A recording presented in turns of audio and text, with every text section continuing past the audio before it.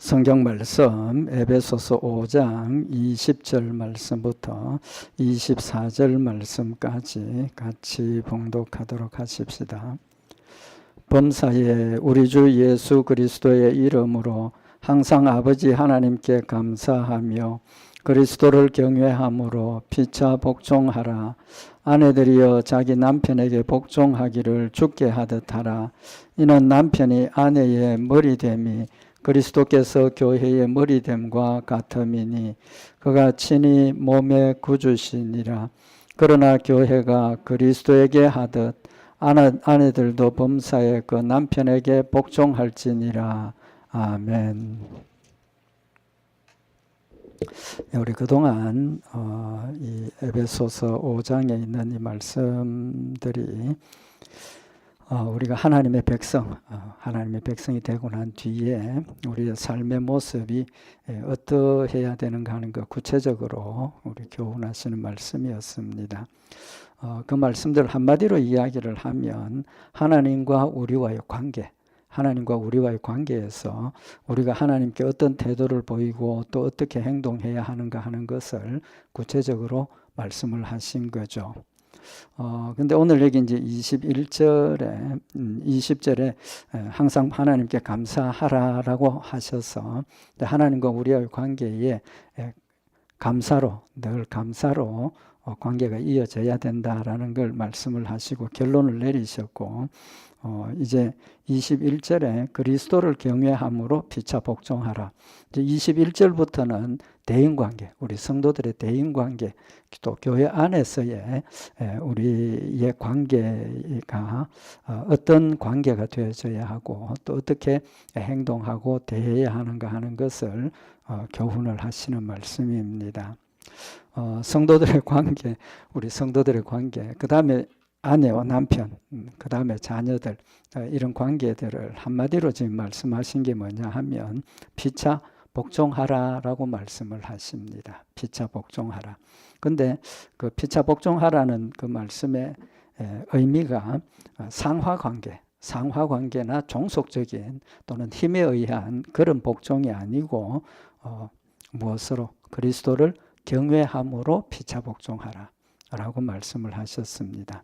그래서 오늘 이제 이 말씀을 통해서 우리가 하나님께서 원하시는 성도들의 관계, 또 부부간의 관계, 또 가족의 관계 어떤 것인가 하는 것 앞으로 말씀을 참고를 하도록 하십시다.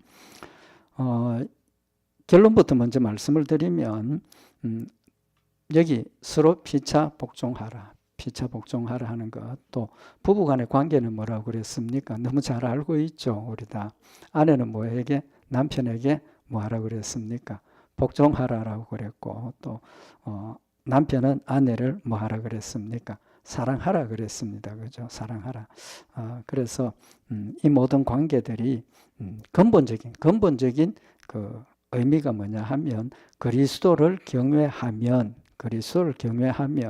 피차 복종하게 되고, 또 그리스도를 경외하면 부부간의 관계도, 이게 좀 이따 말씀을 참고를 하겠지만, 아내가 남편에게 복종한다는 것은 어떤 종속적인 관계에서 복종이 아닙니다. 종속적인 관계에서 복종이 아니고 서로 존경하고 하나 되어 있는 관계에서의 복종을 이야기를 하고, 남편에게는 뭘 원합니까?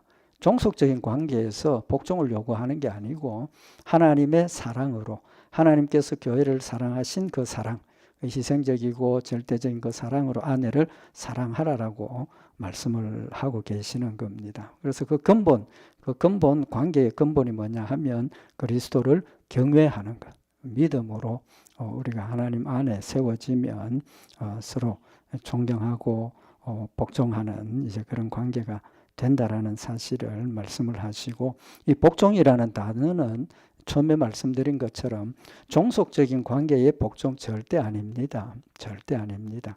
동등한 관계에서 복종을 이야기를 하는 겁니다. 그러면 이제 말씀드린 것처럼 이 복종이 종속적인 관계가 아니고 상호 관계, 관계에서 동등한 관계에서의 복종이라는 의미를 우리가 이야기를 할 수 있는 이유가 뭐냐 하면 오늘 여기 그리스도를 경외함으로 피차 복종입니다. 만약에 목사에게 복종해라 이러면 그건 종속적인 관계가 되는 거죠. 그건 종속적인 관계가 되는데 피차입니다. 목사도 성도들에게 복종을 하고 성도들도 목사에게 복종을 하고 또 우리 성도들 간에도 서로 복종하는 그런 관계가 되어져야 되는데 그 관계의 출발이 그리스도를 경외하는 것 때문에 되어지는 겁니다. 그리스도를 경외하기 때문에. 그 말은 예수님께서 우리에게 뭘 원하셨습니까? 우리의 마음에 누구의 마음을 품으라 그랬습니까? 그리스도의 마음을 품으라 그랬죠. 그리스도의 마음을 품으라 그랬고 신의 성품에 참여하는 자가 되라 하셨습니다. 신의 성품에 참여하는 자, 곧 하나님께서 우리를 사랑하시고 지키시고 보호하시는 것처럼 그런 마음이 우리 마음속에 있으면 존경하게 되고 또 존중하게 되고 서로 마음을 합쳐서 서로 복종하게 되는 그런 상황이 되어지고 관계가 되어진다는 거죠. 그래서 빌립보서 2장 1절에 보면 그러므로 그리스도 안에 무슨 권면이나 사랑의 무슨 위로나 성령의 무슨 교제나 긍휼이나 자비가 있거든.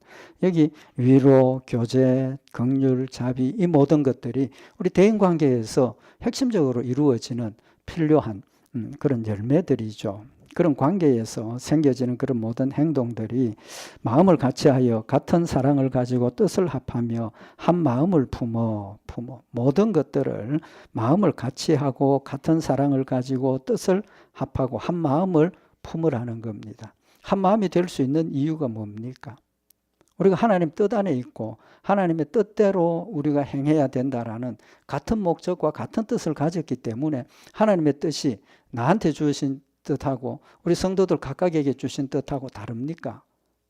같죠. 똑같은 뜻을 우리에게 주시는 겁니다. 근본적으로 우리가 하나님이 우리에게 주시는 것은 모든 성도들에게 똑같은 것을 주셨기 때문에 한 마음을 품을 수밖에 없다는 거죠. 한 마음을 품고 그 다음에 이제 우리가 할 일이 아무 일에나 다툼이나 허영으로 하지 말고 오직 겸손한 마음으로 각각 자기보다 남을 낮게 여기고 여기 겸손한 마음으로 각각 자기보다 남을 낮게 여기라고 말씀을 하고 있는 겁니다. 우리가 하나님의 말씀 가운데 세워질 때 내가 하나님 앞에 내 자신을 세워 놓을 때 우리는 하나님 앞에 겸손해질 수밖에 없고 하나님 앞에 낮아질 수밖에 없고 그럴 때 우리는 다른 성도들에게도 또 우리 스스로를 낮추고 겸손하게 그런 열매를 맺을 수 있다라는 사실을 말씀을 하시는 거죠. 그래서 각각 자기 일을 돌아볼 뿐더러 또한 각각 다른 사람의 일을 돌아보아 나의 기쁨을 충만케 하라.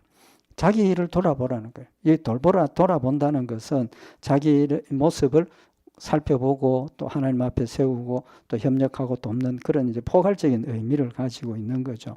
그래서 먼저 자기의 일을 돌아보고 또 각각 다른 사람의 일을 돌아보라. 이렇게 협력하고 위로하고 격려하는 이제 그런 관계가 되어야 된다는 거죠. 그러기 위해서는 빌립보서 2장 5절에 너희 안에 이 마음을 품으라 곧 그리스도의 마음이다 라고 명확하게 지금 우리에게 밝혀주고 계시는 거죠. 그래서 여기 그리스도를 경외한다 하는 그 말은 우리 마음속에 예수 그리스도의 마음을 품었다. 또 그것이 우리 마음속의 모든 것들을 다스린다라는 그런 상황을 우리에게 요구하고 계시는 거죠. 그래서 예수님의 마음이 뭐라고 그랬습니까? 빌립보서 2장 6절에 그는 근본 하나님의 본체시나 하나님과 동등됨을 취할 것으로 여기지 아니하시고 오히려 자기를 비어 종의 형체를 가져 사람들과 같이 되었고 사람의 모양으로 나타나셨으며 자기를 낮추시고 죽기까지 복종하셨으니 곧 십자가에 죽으심이라. 예수님 자신의 그 위치, 신으로서의 위치를 버리고 인간으로 오셔서 그것도 그냥 평범하고 아니면 귀한 인간으로 오신 게 아니라 죄인으로 오셔서 죄값을 치르시는 죄인으로서 죽으시는 그런 자신을 낮추심. 그 낮추심은 결국은 뭡니까? 자신의 택한 백성들을 사랑하고 존중하고 아끼는 그런 마음 때문에 그런 일들을 하신 것이죠. 그래서 결국은 예수님의 마음이 우리 마음속에 있을 때 우리가 하나님 말씀대로 순종하고 서로의 관계에서 서로 복종할 수 있는 그런 열매가 맺힌다는 거죠. 그래서 겸손의 의미가 뭡니까? 겸손의 의미는 무조건 자기를 낮추는 것, 물론 그것도 되지만 더 긍정적으로 표현을 하면 성경에 보면 자기를 낮추고 남을 나보다 낮게 여긴다 그랬습니다. 남을 나보다 낮게 여긴다. 그렇게 성경은 말씀을 하고 있는 거죠. 그래서 하나님께서 우리에게 주시는 그 마음은 서로 존경하고 또 인정하고 또 나를 낮추고 하나님의 사랑으로 우리가 하나 되어서 서로 협력하고 가는 그 길을 우리에게 명령하시고 또 원하시는 겁니다. 그래서 하나님께서 우리에게 이렇게 성도들에게 서로 복종하라라고 하신 가장 중요한 이유가 뭐겠습니까? 가장 중요한 이유. 그것은 하나라는 개념을 우리에게 강조하시는 겁니다. 하나라는 개념. 그래서 이 하나라는 개념은 우리만 하나가 아니고 하나님은 삼위일체를 이야기를 하죠. 삼위가 일체다.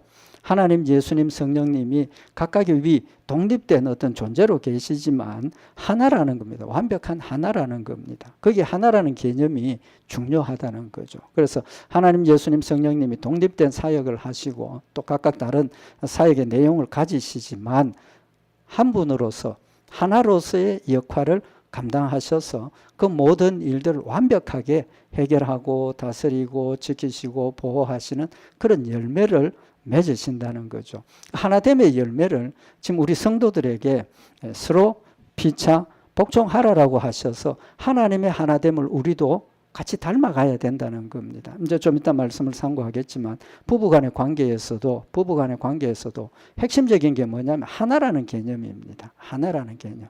아내와 남편이 하나.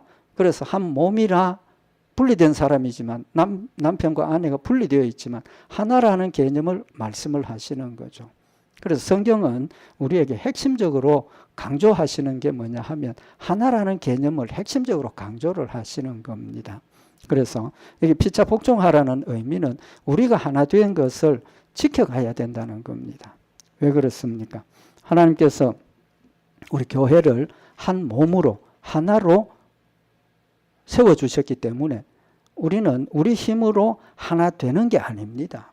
우리 힘으로 하나 되는 게 아니라 제가 자꾸 같은 말씀을 드리는데 우리가 우리 힘으로 노력해서 하나 되자. 그건 잘못된 겁니다. 왜? 이미 하나님께서 하나 되게 하셨습니다. 한 몸으로 세워주셨습니다. 지체라고 우리에게 분명히 말씀을 하셨지 않습니까? 그래서 에베소서 4장 1절에 보면 그러므로 주 안에 갇힌 내가 너희를 권하노니 너희가 부르심을 입은 부름에 합당하게 행하여 부르심을 입은 부름에 합당하게 행하라는 말은 무슨 말입니까? 부르심을 입었다는 것은 우리가 하나가 되었다는 거죠. 하나가 된 것에 합당한 일을 행하라는 것이고 모든 겸손과 온유로 하고 모든 참음으로 사랑 가운데서 서로 용납하고 이렇게 서로 용납하고 노력하고 서로 복종하는 그 이유가 뭐냐 하면 에베소서 4장 3절에 보면 몸이 하나이요 성령이 평안에 매는 줄로 성령이 하나 되게 하신 것을 힘써 지키라는 겁니다. 힘써 지키라는 뭘 지키라는 겁니까? 평안에 매는 줄로 성령이 하나 되게 하신 것을 힘써 지키라. 하나님께서 우리 성도들을 한 몸의 각각의 지체로서 머리 되신 그리스도를 중심으로 우리 지체로서 하나 되게 하셨기 때문에 우리가 하나 되게 하신 것을 지켜가는 것이지 우리의 노력으로 하나 되는 게 아니라는 겁니다. 그래서 오늘 여기 피차 복종하라는 말씀도 결론은 뭐냐 하면 하나님께서 하나 되게 하신 것을 잘 지켜가기 위해서 필요하다는 겁니다. 잘 지켜가기 위해서 서로 복종한다는 사실을 지금 말씀을 하고 있는 겁니다. 그래서 에베소서 4장 4절에 우리 앞에서 다 말씀 상고한 것이지만 몸이 하나이요 성령이 하나이니 이와 같이 너희가 부르심의 한 소망 안에서 부르심을 입었느니라 라고 말씀을 하시고 주도 하나이요 믿음도 하나이요 세례도 하나이요 하나님도 하나이시니 곧 만유의 아버지시라 라고 말씀을 하셔서 삼위일체 하나님의 모습을 우리가 닮아가는 것이고 또 우리가 그것을 지켜가는 것이라는 사실을 말씀을 하고 있는 겁니다. 결론적으로 하나님께서 우리 성도들에게 피차 복종하라 하시는 것은 종속적이고 어떤 억압에 의해서 힘에 의해서 복종하는 것이 아니고 우리가 하나 되었다, 하나 되게 하신 것을 우리가 마음에 새기고 느끼고 그래서 서로 피차 하나님께서 하나 되게 하신 목적이 혼자는 안 된다는 거죠. 그죠? 혼자는 안 된다는 겁니다. 손만 가지고 아무 일도 할 수 없다는 겁니다. 머리만 가지고 아무 일을 할 수 없다는 겁니다. 결국은 우리 지체에서 몸의 지체로 우리에게 말씀을 하시면서 각각의 마디를 통해서 하나님의 은혜를 받고 하나님 주신 힘을 받고 그래서 우리가 그것을 서로 상호 관계를 통해서 하나가 되어서 힘을 영향을 발휘를 하고 하나님의 일을 하게 된다는 사실을 말씀을 하고 있는 겁니다. 결론적으로 여기 서로 경외하고 그리스도를 경외함으로 피차 복종하라 하는 이 말씀은 무슨 목적이 있습니까? 피차 복종 안 하면 뭐가 됩니까? 다툼이 생기고 분열이 되고 싸우고 그렇게 되는 거죠. 결론은 피차 복종하라는 것은 평안과 질서와 하나님의 은혜와 기쁨이 우리 가운데 늘 있도록 하기 위해서 요구를 하시는 겁니다. 그래서 하나님께서 우리에게 주신 은혜는 하나 되게 하신 것이고 성령님, 예수님, 하나님이 하나이신 것처럼 우리도 그리스도 안에서 하나 되게 하셨다는 그 사실을 통해서 우리가 서로 위로가 되고 또 격려가 되고 또 힘이 되어서 주의 일들을 감당해야 한다는 사실을 지금 우리에게 교훈하시는 말씀입니다. 두 번째로 여기 이제 22절에 똑같은 말씀을 하시죠. 아내들아 자기 남편에게 복종하기를 죽게 하듯 하라라고 말씀을 하고 있습니다. 이제 이 말씀이 여기 에베소서 5장에만 있는 게 아니고 골로새서 3장 18절에도 보면 아내들아 남편에게 복종하라 이는 주 안에서 마땅하니라 라고 말씀을 하십니다. 이어서 그 말씀만 하신 게 아니고 골로새서 3장 19절에 보면 남편들아 아내를 사랑하며 괴롭게 하지 말라라고 말씀을 하고 있습니다. 똑같은 말씀을 하시고 있죠. 베드로전서 3장에도 같은 내용을 이유를 좀 밝혀서 구체적으로 말씀을 하고 있는데 베드로전서 3장 1절에 보면 아내된 자들의 이와 같이 자기 남편에게 순복하라 이는 혹 도를 순종치 않은 자라도 말로 말미암지 않고 그 아내의 행위로 말미암아 구원을 얻게 하려 함이니 이건 조금 다른 관점에서 아내의 그 순복을 통해서 남편이 예수님을 더 열심히 믿고 잘 따르게 된다는 그런 의미를 말씀을 하고 베드로전서 3장 7절에 보면 남편 된 자들아 이와 같이 지식을 따라 너희 아내와 동거하고 저는 더 연약한 그릇이요 또 생명의 은혜를 유업으로 함께 받을 자로 알아 귀히 여기라 이는 너희 기도가 막히지 않게 하려 함이라 라고 말씀을 하고 있습니다. 그래서 조금 더 말씀을 상고하려고 하는 것은 오늘 부부간의 그 기준 우리의 신앙의 행동들이 아내들이 자기 남편에게 복종하기를 죽게 하듯 하라라고 말씀을 하시는 또 남편에게 아내를 그리스도가 교회를 사랑하시는 것처럼 사랑하라라고 하시는 그 의미 그래서 총체적인 것부터 오늘 조금 말씀을 드리려고 합니다. 오늘 여기 이제 처음에도 말씀을 드린 것처럼 부부가 서로 사랑하고 또 복종하고 이 관계가 상명화복의 관계가 아니고 하나라는 개념에서 지금 말씀을 하시는 겁니다. 그런데 성경에 보면 하나님과 우리와의 관계를 비유로 말씀을 하셨습니다. 그죠? 신약 성경에 교회의 그 모습이 지체로서 비유를 하셨는데 구약 성경에 보면 하나님과 우리와의 관계를 부부 관계로 비유를 하셨습니다. 부부 관계로 비유를 하셨어요. 그래서 호세아서 2장 16절에 보면 여호와께서 이르시되 그날에 네가 나를 내 남편이라 일컫고 다시는 내 바알이라 일컫지 아니하리라. 이스라엘 백성들이 하나님을 떠나고 하나님께서 징계하고 그들이 고통 가운데 있을 때 하나님께서 선지자들을 보내시고 회개하고 돌이키게 하셨을 때 돌이킬 때 여호와께서 이르시되 그날에 네가 나를 내 남편이라 일컫는다.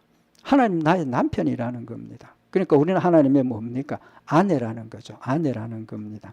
그래서 다시는 내 바알이라 일컫지 아니하리라 라고 말씀을 하셔서 하나님과 우리와의 관계가 정상적인 관계로 믿음으로 회복될 때 남편과 아내의 관계임을 말씀을 하고 있는 겁니다. 이사야서 54장 4절에 보면 역시 같은 말씀을 하시는데 두려워 말라 네가 수치를 당치 아니하리라 놀라지 말라 네가 부끄러움을 보지 아니하리라 네가 네 청년의 때에 수치를 잊겠고 과부 때의 지옥을 다시 기억함이 없으리니 하나님 징계 가운데 있던 그들을 용서하시고 회복시키실 것을 말씀을 하시면서 이사야 45장 5절에 이는 너를 지으신 자는 네 남편이시라 그 이름은 만군의 여호와시며 내 구속자는 이스라엘의 거룩한 자시라 라고 말씀을 하셔서 분명히 이스라엘 백성들을 아내로 말씀을 하시고 하나님은 그들의 남편이라고 말씀을 하시면서 이사야 62장 4절에 이어서 다시는 너를 버리운 자라 칭하지 아니하며 다시는 내 땅을 황무지라 칭하지 아니하고 오직 너를 헵시바라 하며 내 땅을 뷸라라 하리니 이는 여호와께서 너를 기뻐하실 것이며 네 땅이 결혼한 바가 될 것임이라 라고 말씀을 하고 계십니다. 그래서 아내가 되리라 하셨는데 여기 너를 헵시바라 한다. 헵시바라 하는 뜻이 성경에 보면 그 밑에 각주를 달아놨는데 나의 기쁨이 그에게 있다. 또 뷸라라는 그 의미는 결혼한 여자다. 이제 그런 의미입니다. 그래서 하나님께서 우리를 또 믿음 가운데 회복시켜서 하나님의 아내가 되게 하셔서 하나님이 우리 안에 하나님의 기쁨이 있다. 우리를 통해서 하나님 기뻐하심을 받고 즐거워하신다는 사실을 밝히고 있습니다.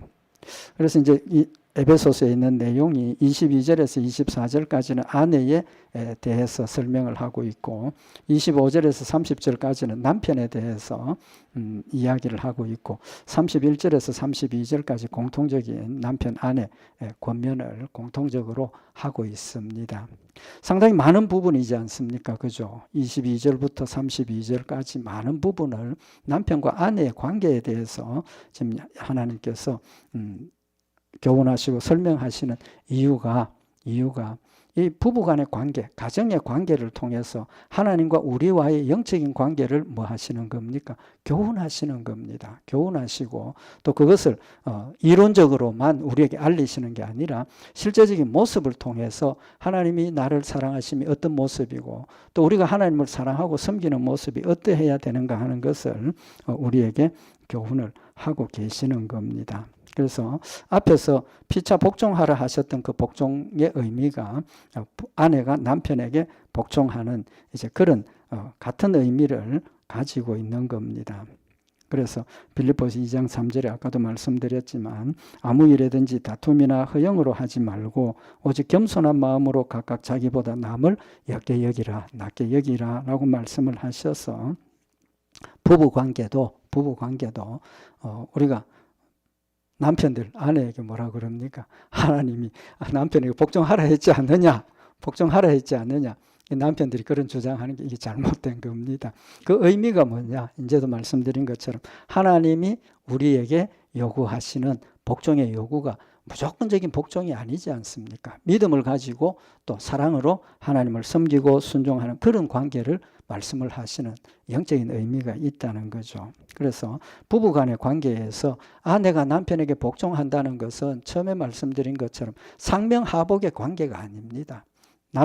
남편이나 아내가 동등한 관계입니다. 동등한 관계에서 서로 존중하고 또 사랑하고 하나님께서 주신 그 사명의 관계에서 복종하라라고 말씀을 하시는 겁니다. 그래서 좀 전에 말씀드린 것처럼 이 아내와 남편의 관계는 하나라는 관계가 핵심이고 또 거기에서 명령과 복종과 또 순종과 또 사랑 같이 풀어가야 하는 문제입니다. 창세기 2장에 보면 하나님께서 아담과 하와를 만드시는 과정을 지금 우리에게 기록을 하고 보여주고 있습니다. 하나님께서 아담을 만드셨죠. 그죠? 먼저 만드시고 하와는 어떤 과정을 통해서 창조가 됩니까? 하와는 뭘로 만들었습니까? 아담은 뭘로 만들었습니까? 흙으로 빚어 만들었습니다. 그죠? 근데 하와는 뭘로 만드셨습니까? 창세기 2장 22절에 보면 다 아는 이야기인데 여호와 하나님이 아담에게 취하신 그 갈빗대로 여자를 만드시고 그를 아담에게로 이끌어 오시니 아담의 갈빗뼈를 가지고 만드셨습니다. 독립된 흙으로 하와를 빚어서 만드신 게 아니고 아담의 갈빗뼈를 취해서 아내를 만들었다는 겁니다. 그래서 아담이 하와를 보고 뭐라고 이야기를 합니까? 이는 내 뼈 중에 뼈요 살 중에 살이라. 이것은 남자에게 취하였은즉 여자라 칭하리라 라고 기록을 하고 있습니다. 아담이 하와를 보고 내 뼈 중에 뼈요 살 중에 살이다. 그 말은 무슨 말입니까? 완벽하게 하나라는 것 아닙니까? 내 몸이 동일한 몸이라는 사실을 지금 말씀을 하고 있는 겁니다. 하나라고 아담이 그렇게 고백을 했고, 그 다음에 이제 성경에 보면 이름으로 남자가 부모를 떠나 그 아내와 연합하여 둘이 한 몸을 이룰지라. 우리 자녀들 결혼하고 나면 어떻게 해야 됩니까? 독립시켜야 됩니다. 따로입니다. 따로 남편과 아내가 한 가정을 하나가 되어서 이루는 것이지 종속되어 있는 관계가 아니라는 겁니다. 이게 창조의 질서입니다. 그래서 그 둘이 한 육체가 된다. 부모를 떠나서 아이들 결혼하면 완벽하게 그 부부가 하나가 되어서 자신의 삶을 영위하고 하나님을 영화롭게 하는 그런 관계가 되어진다는 거죠. 그래서 여기 있는 이 말씀의 핵심이 뭡니까? 아까도 말씀드린 것처럼 하나라는 관계, 하나라는. 왜 독립해서 새로운 가정의 하나라고 이야기를 하시는 겁니까? 독립시켰다고 해서 떨어지는 거 아니지 않습니까? 혈연 관계입니다. 절대로 떨어질 수 없습니다. 그럼에도 불구하고 그렇게 표현하시는 것은 부부가 완벽한 하나가 되었다. 하나의 개념을 지금 우리에게 강조하시는 의미가 거기에 있는 겁니다. 그래서 하나님께서 아담과 하와를 한 가정을 이루시고 축복하시죠. 창세기 1장 28절에 보면 하나님이 그들에게 복을 주시며 그들에게 이르시되 생육하고 번성하여 땅에 충만하라. 땅을 정복하라. 바다의 고기와 공중의 새와 땅에 움직이는 모든 생물을 다스리라 하시니라. 이건 뭡니까? 명령이죠. 명령이자 축복입니다. 아담과 하와에게 주신 명령과 축복이 그들이 생육하고 번성시키면서 땅에 충만하게 되어야 하고 땅을 정복하고 또 바다와 고기와 공중의 새와 땅에 움직이는 모든 생물을 다스리라라고 사명을 주신 겁니다. 사명을 주신 거예요. 그래서 이 두 사람이 아담과 하와가 하나님께서 주신 그 땅에서 열심히 하나님 주신 사명을 감당해서 생육하고 번성하고 땅을 정복하고 다스려서 잘 관리를 해서 하나님 주신 은혜를 계속해서 자자손손 누려갈 수 있도록 역할을 해야 된다는 거죠. 그러니까 아담과 하와에게는 사명이 있습니까? 없습니까? 사명이 있죠. 할 일이 있다는 겁니다.